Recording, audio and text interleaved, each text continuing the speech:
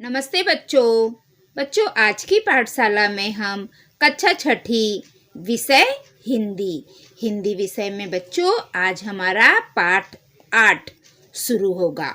आह्वान। ठीक है बच्चों, ये एक कविता है, तो चलो हम इस कविता में क्या है ये पढ़ते हैं। इस कविता में कवि ने आने वाली प्रत्येक परिस्थिति का निडर होकर सामना करने की प्रेरणा दी है।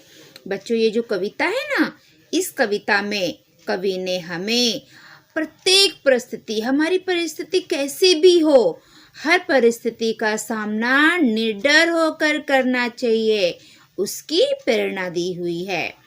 इस कविता के कवि हैं देवेंद्र आर्य जी। तो चलो बच्चों, सबसे पहले हम कविता को पढ़ लेते हैं। ठीक है। हारने को कुछ नहीं है पास तेरे, जीतने को सामने दुनिया पड़ी है। हारने को कुछ नहीं है पास तेरे, जीतने को सामने दुनिया पड़ी है। जो कटीली झाड़ियां पंथ में बिछी हैं और पर्वत सिर उठाए से खड़े हैं, ये कहाँ अवरोध, ये तो मित्र अपने प्रेरणा देने किनारों तक अड़े हैं। जो कटीली झाड़ियां पथ में बिछी हैं और पर्वत सिर उठाए से खड़े हैं, ये कहाँ अवरोध, ये तो मित्र अपने प्रेरणा देने किनारों तक अड़े हैं। ठहर कर तो क्या करेगा पास तेरे, चल पड़े तो सामने दुनिया पड़ी है।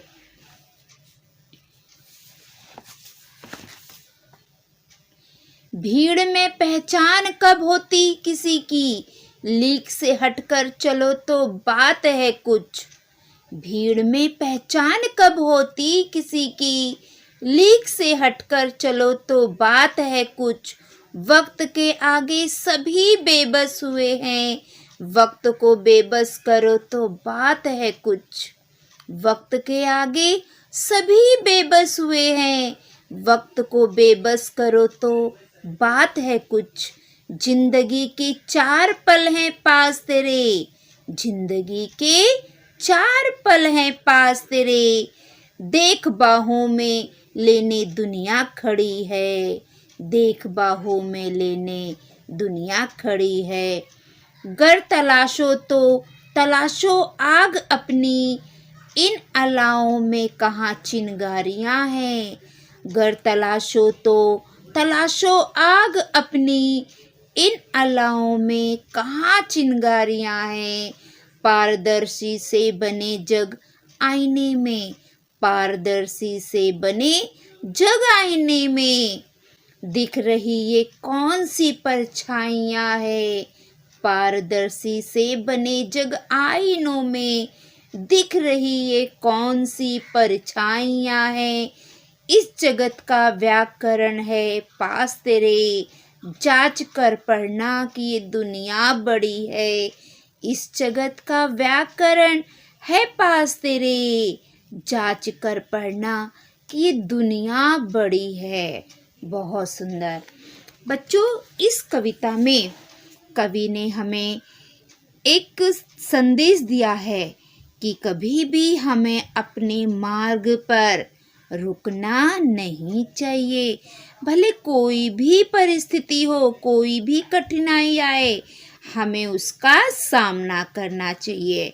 देखो, ये लोग अपने रास्ते पे बढ़े चले जा रहे हैं, रास्ता कितना ऊंचा वाला है, तो भी ये बिना किसी रुकावट के अपने मार्ग पर चले जा रहे हैं।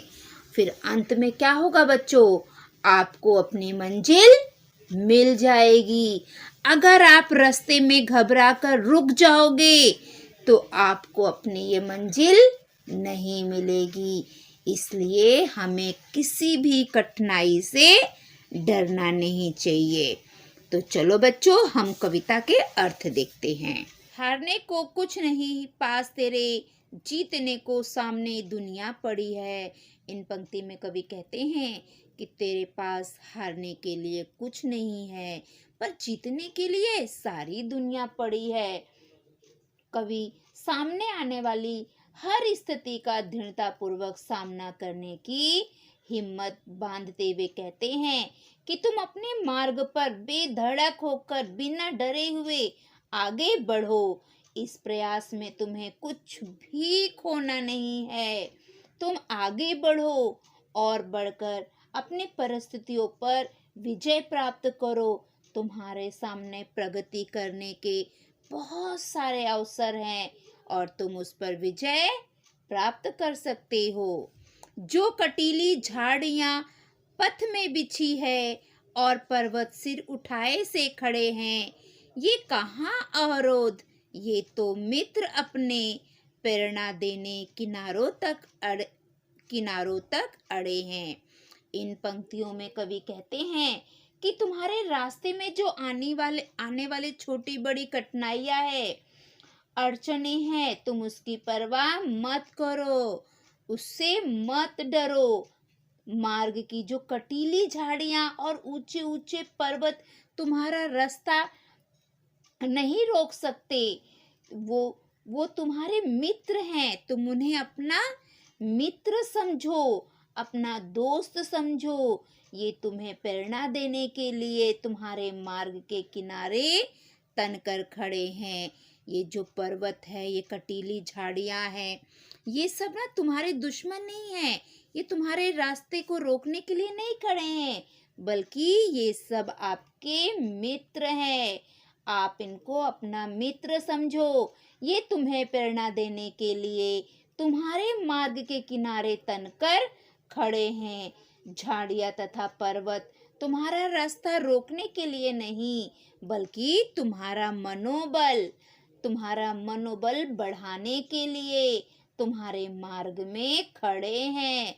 इनसे तुम्हें प्रेरणा लेना चाहिए और अपने राह में आगे बढ़ना चाहिए।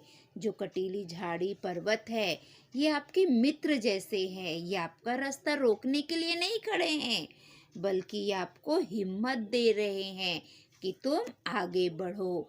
इनसे हमें प्रेरणा लेना चाहिए। ठहर कर तो क्या करेगा पास तेरे, चल पड़े तो सामने दुनिया पड़ी है। इन पंक्ति में कवि कहते हैं कि यदि तुम रुक जाओगे तो तुम कुछ नहीं कर सकोगे।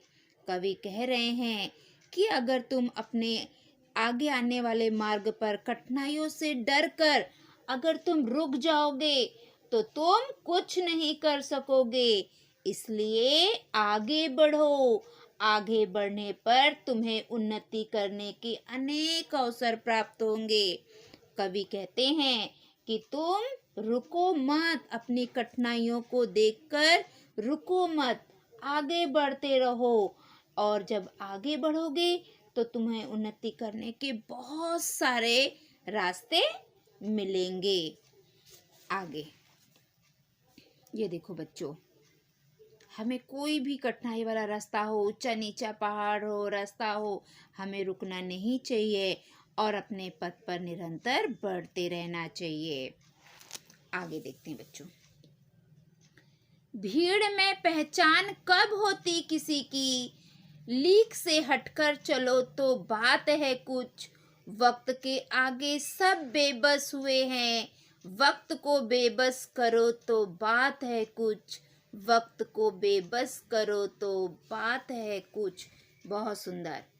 इस पंक्ति में कवि कहते हैं कि तुम किसी भीड़ में शामिल होकर उसका हिस्सा मत बनो।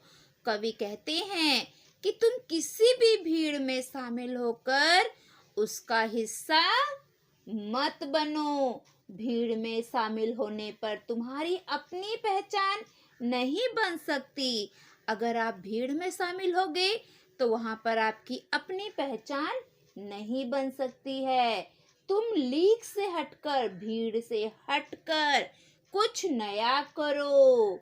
कवि कहते हैं कि तुम भीड़ का हिस्सा मत बनो, भीड़ से हटकर कुछ नया करो, तभी कुछ काम बन सकता है। अक्सर कठिन समय आने पर लोग लाचार हो जाते हैं और हिम्मत हार बैठते हैं। कवि कहते हैं कि अक्सर जब मुसीबत आती है ना तो लोग अपनी हिम्मत हार बैठते हैं, पर तुम ऐसा मत करो। कठिन समय आने पर तुम मत घबराओ, डटकर उसका सामना करो और उसे मात दो, तब कुछ बात बन सकती है। तुम अपने लक्ष्य की ओर बढ़ते रहो। जिंदगी के 4 पल हैं पास तेरे, जिंदगी के 4 पल हैं पास तेरे, देख बाहों में लेने दुनिया खड़ी है। इस पंक्ति में कवि कहते हैं कि तुम्हारे पास बहुत कम समय है। कवि कहते हैं कि तुम्हारे पास बहुत कम समय है। यदि तुम निखर कर सामने आओगे तो दुनिया तुम्हारा स्वागत करेगी। कवि कहते हैं कि तुम्हारे पास जिंदगी में बहुत कम समय है, 2-4 पल ही तुम्हारे पास है। अगर तुम इस पल में निखर कर सामने आओगे तो ये जो सारी दुनिया है ये तुम्हारा स्वागत करेगी, तुम्हें अपने बाहों में भर लेगी और तुम्हें बहुत आदर, सम्मान और प्यार देगी। गर तलाशो तो तलाशो आग अपनी, इन अलाओं में कहाँ चिंगारियां हैं। पारदर्शी से बने जग आईने में, पारदर्शी से बने जग आईनों में, दिख रही ये कौन सी परछाइयाँ है, दिख रही ये कौन सी परछाइयाँ हैं। कवि कहते हैं कि तुम घिसे पिटे मार्ग में अपना भविष्य मत खो। कवि कहते हैं जो घिसे पिटे रास्ते हैं उसमें तुम अपना भविष्य मत देखो। तुम्हें सफलता नहीं मिलेगी, उससे तुम्हें सफलता नहीं मिलेगी। तुम अपना अलग मार्ग बनाओ। घिसे पिटे मार्ग में तुम्हें कुछ प्राप्त नहीं होगा। आईने में सब पारदर्शी से लगते हैं। इस जगत का व्याकरण है पास तेरे, जांच कर पढ़ना कि ये दुनिया बड़ी है। इस जगत का व्याकरण है पास तेरे, जांच कर पढ़ना कि ये दुनिया बड़ी है। इस पंक्ति में कवि कहते हैं तुम इस संसार में भली भांति परिचित हो। संसार, जगत मतलब संसार। कवि कहते हैं कि तुम इस संसार के, इस जगत से बहुत अच्छे से, इस जगत के लोगों को अच्छे से जानते हो, भली भांति तुम इससे परिचित हो। उसके बारे में समझ बूझ कर तुम्हें हर प्रकार की जानकारी अपने पास रखनी चाहिए। कवि कहते हैं इस जगत को, इस संसार का जो व्याकरण है, इस संसार को तुम भले भांति से जानते हो, इस संसार से तुम भले भांति परिचित हो। उसके बारे में समझ बूझ कर तुम्हें हर प्रकार की जानकारी अपने पास रखनी होगी। यह दुनिया बहुत बड़ी है। कवि कहते हैं कि ये दुनिया बहुत बड़ी है, तो इस संसार को अच्छे से समझ लो। आपको ये संसार के बारे में सभी कुछ पता है, उससे आप अच्छे से परिचित हो, तो उसके बारे में समझ बूझ कर तुम्हें हर प्रकार की जानकारी अपने पास रखनी चाहिए, क्योंकि यह दुनिया बहुत बड़ी है। तो बच्चों, यहाँ पर हमारा ये पाठ के अर्थ समाप्त होता है। ये बहुत सुंदर कविता है। इस कविता से देखो बच्चों, ये बच्चे जा रहे हैं, रास्ते में कितनी कठिनाइयाँ आ रही है। पहाड़ है, टेढ़े मेढ़े रास्ते हैं, ऊंचे पर्वत है, ये सब इनका रास्ता रोक रहे हैं। अगर हम यहाँ पे रुक जाएंगे तो हम आगे नहीं बढ़ सकते। अगर हम इन सारी कठिनाइयों को पार करते करते जाएंगे तो एक दिन हम अपनी मंजिल पे पहुँच जाएंगे, हमें हमारी मंजिल मिल जाएगी। तो कवि कहते हैं कि जीवन में आने वाली विभिन्न परिस्थितियों का हमें हिम्मत से उसका सामना करना चाहिए, उससे डरना नहीं चाहिए। अगर आप आने वाली सारी कठिन परिस्थितियों का डटकर सामना करोगे तो आप जीवन में आगे बढ़ोगे, आपको सफलता प्राप्त होगी। और अगर आप डर जाओगे तो आप कुछ नहीं कर पाओगे। तो हमें इस कविता से सीख मिलती है कि हमें जीवन में आने वाली कठिनाइयों से डरकर पीछे नहीं हटना है, बल्कि उसका सामना करना है और अपने मंजिल पर पहुंचना है। तो बच्चों, अब हम इस पाठ के स्वाध्याय करेंगे। मैंने समझा। आपने इस पाठ से क्या समझा, आपको क्या सीख मिली, वो आप यहाँ पे लिखेंगे। ठीक है। शब्द वाटिका, नए शब्दों। कटीली, जिसमें कांटे हो। अवरोध, रुकावट। लीक, लकीर, रेखा। बेबस, लाचार, पराधीन। अलाव, आग लगाने के लिए बनाया हुआ गड्ढा। व्याकरण, लेखा। स्वयं अध्ययन, कविता में आए शब्दों के माध्यम से चित्रात्मक कहानी बनाओ। ये आपको बनाना है बच्चों। विचार मंथन, सत्कर्मों की तुलिका से जीवन में रंग भरो। अच्छे अच्छे विचारों को पढ़ो, उससे अपने जीवन को सुंदर बनाओ। खोजबीन, आईने कितने प्रकार के होते हैं और उनका उपयोग कहाँ कहाँ किया जाता है, खोजो। तो बच्चों, आप गूगल पे जाइए और वहाँ पे सर्च करिए कि आईने कितने प्रकार के होते हैं और उनका कहाँ कहाँ उपयोग किया जाता है। उसमें देखिए, पढ़िए और अपनी कॉपी में लिखिए। सुनो तो जरा, कोई प्रयाण गीत सुनो और उसे स्वस्वर सुनाओ। तो बच्चों, एक मुझे थोड़ा सा गीत याद है, मैं सुनाती हूँ, लेकिन मुझे पूरा याद नहीं है, मुझे बस थोड़ी सी उसकी 2-4 लाइन याद है।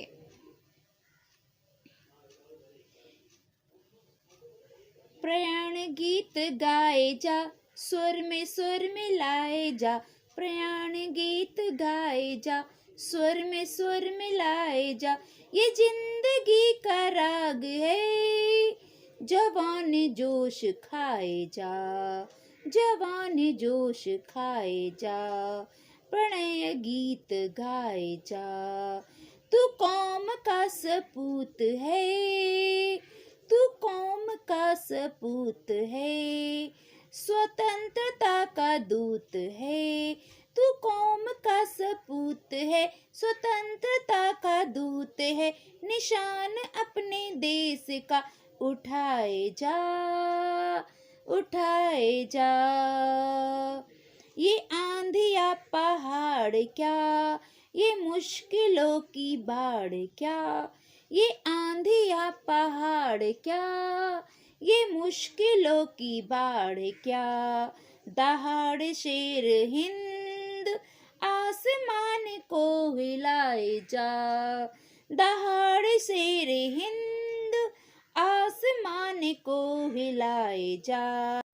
मेरी कलम से तुमने किसी कठिन परिस्थिति का सामना कैसे किया, वो आपको प्रसंग आत्मकथनात्मक रूप में लिखो। तो बच्चों, आपने कैसे कठिन परिस्थिति का सामना किया है, उसे आपको लिखना है। ठीक है।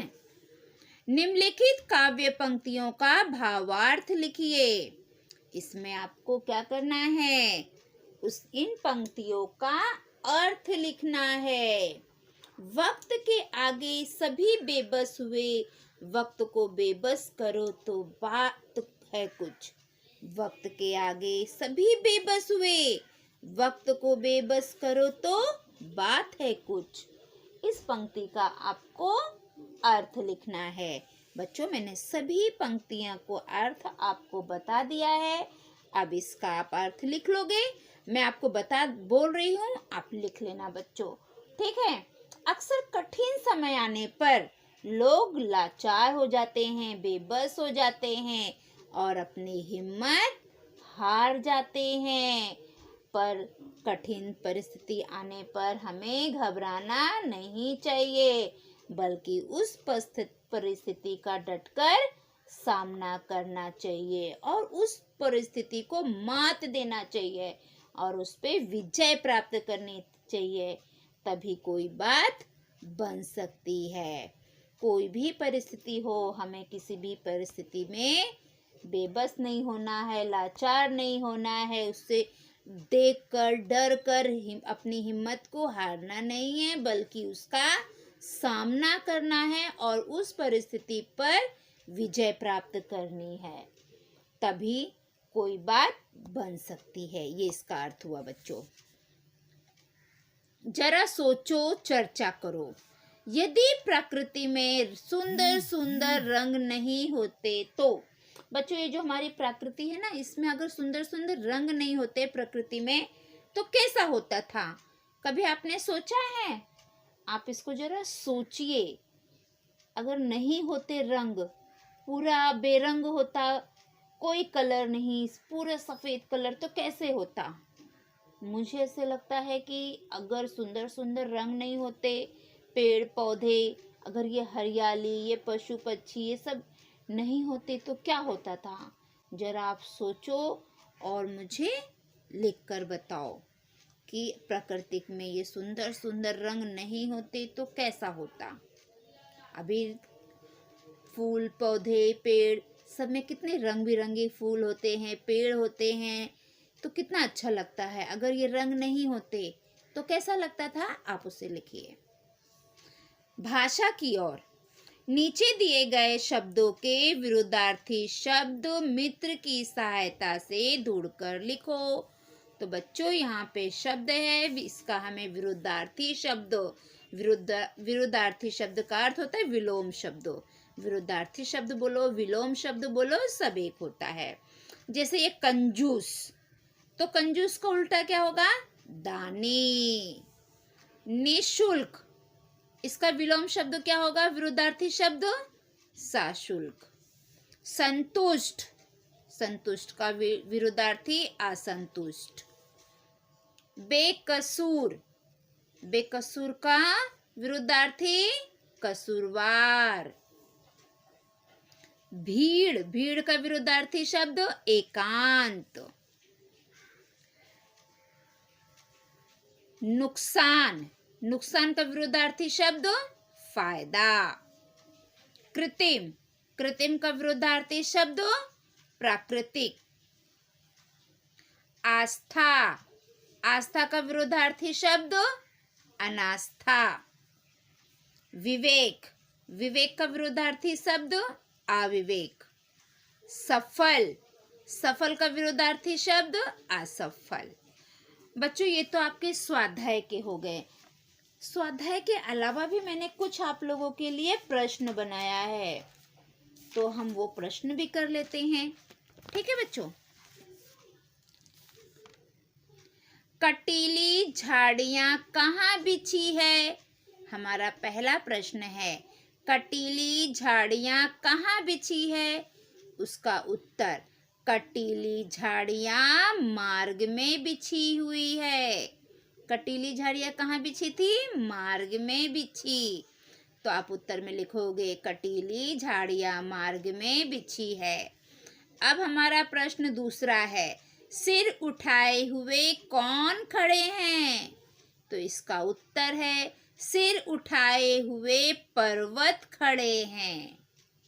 हमारा प्रश्न तीसरा है बच्चों, कवि ने मित्र किससे कहा है? तो उसका उत्तर है, कवि ने कटीली झाड़ियों और पर्वतों को मित्र कहा है। प्रश्न चौथा, आदमी की अपनी पहचान कब बनती है? इसका उत्तर, लीक से हटकर कोई काम करने से ही आदमी की अपनी पहचान बनती है। लीक का अर्थ है भीड़ से, भीड़ से हटकर कोई काम करने से ही आदमी की अपनी पहचान बनती है। प्रश्न 5, लोग किसके सामने बेबस हो जाते हैं? उत्तर, लोग समय के सामने बेबस हो जाते हैं। छठा, चिनगारियाँ कहाँ नहीं हैं?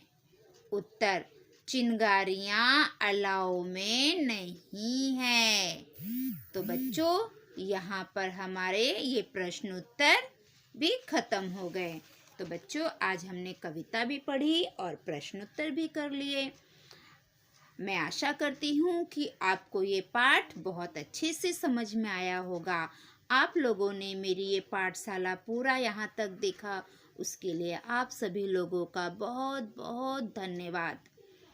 बच्चों, अगर आपको मेरी ये पाठशाला अच्छी लगती है तो मेरे पाठशाला को लाइक करिए, सब्सक्राइब करिए, कमेंट करिए और अपने दोस्तों में ज़्यादा से ज़्यादा शेयर करिए, ताकि सभी बच्चे मेरी पाठशाला का आनंद ले सके और मेरी पाठशाला में आकर अपनी पढ़ाई कर सके।